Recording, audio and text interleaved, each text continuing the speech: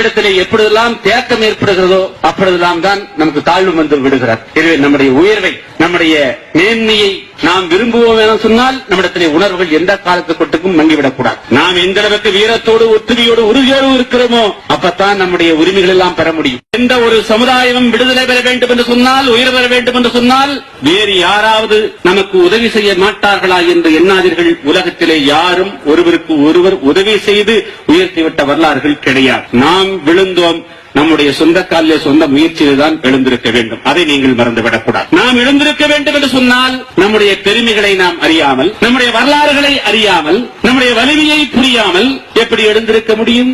அப்படி எந்த சமுதாயம் எழுந்திருக்கிறது? அப்படி எந்த சமுதாயம் உயர்ந்திருக்கிறது? அப்படி எந்த சமுதாயம் ஆட்சியாளருக்கு வந்திருக்கிறது? யாருமே வரவில்லை.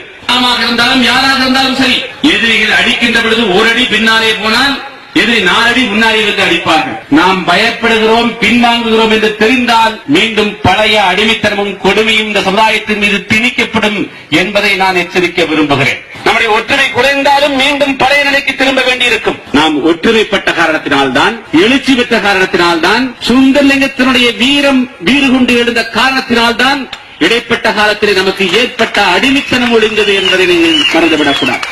வரலாற்றிலே ஆட்சி அதிகாரம் இருக்கின்ற ஒரே காரணத்திற்காக எதை வேண்டுமென்றாலும் செய்துவிட முடியாது. வேண்டுமென்றால் கொஞ்ச காலத்திற்கு